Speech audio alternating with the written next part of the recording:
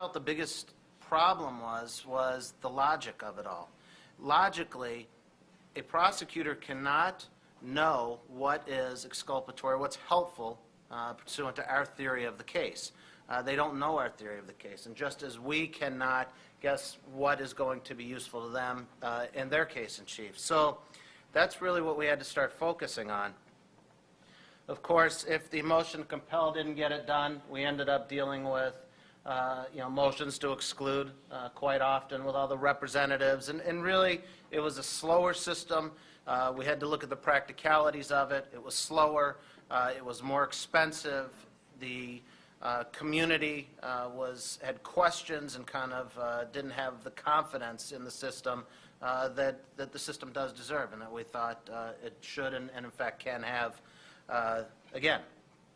So as Dave was saying a minute ago, he kind of brought up the points of the prosecution to protect the witnesses and the victims, and that there was compliance with Rule 16. What we had argued was clearly, and most of you have made this argument, is that we've been unable to adequately prepare our cases. We've heard the term kind of trial by ambush from both sides, and we realized that we don't want ambush in the system anymore. We don't want gamesmanship in the system. It does not help either side. It does not help to fairly adjudicate a case. The expenses that were incurred, and Tim Young from the Ohio Public Defender's Office, I felt, did a nice job talking about the expenses in this case. Without the free exchange of evidence and information, material in these cases, the amount of time necessary to go back and forth to these pre-trials, the amount of time necessary to do your own independent investigation when in fact it may just be there in writing, it costs our system, it costs the clients too much money. Tim oversees the state budget for appointments and has to approve off on that, so he was very clear that the closed discovery system really taxed the state budget. Rights to a fair trial, I mean, how many times has that been an issue on appeal? That's constant. And of course the Sixth Amendment implications and our ability to adequately represent our clients clearly were at issue in this debate. So, all right. So what we did, once the issues were out there, and it had always been, I looked back through the legislative records and the records of these debates that have been going on now for decades, and it really, that was it. It was limited to this. They said this and they said that, and that's about how close this debate was getting for several decades. And so it was only when we had to start looking at it to see what we could agree on and not necessarily what we had to disagree on. And what we found is that we were actually a lot closer than we had thought. And one of the rules that I drew upon and that the OACDL drew upon in kind of crafting proposals was the rule in Montgomery County. There are Montgomery County lawyers here. Okay, so several of you guys. And my understanding through Tim was that everything works. I've practiced there and I hadn't had a problem with it. So that is what we started to look at. The calls for open...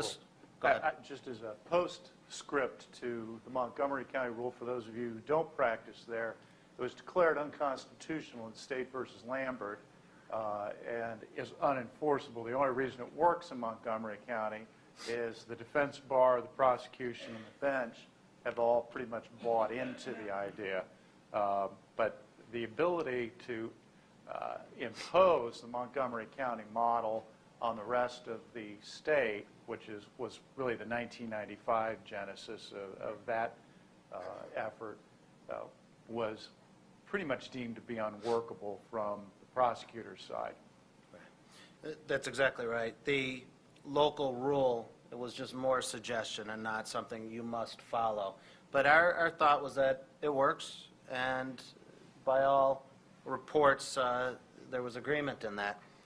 So the calls for open discovery really kind of started most recently with Cuyahoga County. And we looked at Cuyahoga County, obviously as the largest of the 88 counties.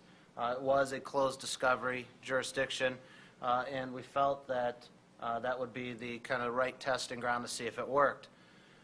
We thought that it would be good because during the pendency of these discussions between the OPA and the OACDL, it would be nice in that time to eliminate speculation and say it will be fine. If we had kind of a working model in a larger county to say, look, open discovery's been operating, there have not been any deaths, there's not been any increase in retaliation, so on. So that's really why the focus was there in Cuyahoga County. Let me add that one of the problems we have in our discussion is this question of quantifying, is there more, is there less because of open discovery? The fact of the matter is, when my victim of domestic violence has been intimidated, I don't know why she wants to drop the charges. She generally, if she's afraid of the guy, she's not going to come to me and say, hey, look, I was just threatened. Do you want to take that to grand jury for an intimidation charge?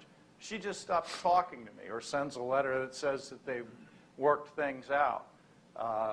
So drawing a causal relationship in this kind of underworld sort of activity with multiple different variables is virtually impossible. The prosecutors, because of the work that we do on a daily basis, feel that it's a not pervasive, but a real and significant problem if we have no discretion to do any gatekeeping. Obviously, the defense bar feels that it's a much smaller problem. I think we agreed that there was some grounds that it did happen sometimes, and we needed to address that in the rule, which we did. I agree. It probably is easier to quantify the violations of discovery. I mean, you see the appeals, you see exonerations and so on. It's easier to do that probably than determine, as Dave said, who's been intimidated, who has not. And these are some of the things that we really needed to discuss to understand the other side. That's not something that we on the defense side were able to see. And so these were some of the issues that we had to get past. So in Cuyahoga County, it did go into effect, Rule 23.1, Open Discovery Rule, February 10th, 2009. It is electronic in Cuyahoga County. We have what's called a portal system there. We still file our discovery as normal. Just like the Montgomery Rule, it is something that cannot be enforced, but everyone has agreed upon it. The judges voted on it, passed it overwhelmingly, 33 votes in favor, 1 vote in opposition to it. But most people have been pleased with it. It certainly has. It's got to work out the kinks. But the portal system means that you are getting everything, all police reports, witness statements, all evidence on your computer. That's coming right into your office. And so it's been a very nice system. It's been efficient. It has already shown a decrease in the number of pretrials necessary. And we have not had a study yet to show whether or not the pleas have been increased or trials, those numbers. We're going to need a little more time to get that. But right now we've not seen any major problems. And from those that have kind of been the test group, or the vocal test group from the defense side, so far they're pleased with it. I've seen several Cuyahoga lawyers here. Is there anyone who's seen any major problems with it? Okay. So what we started to do once this was in place, we kind of brought this into the discussion, our discussion as well with the OPAA. Now, this was an article back in December of 2008, and this was kind of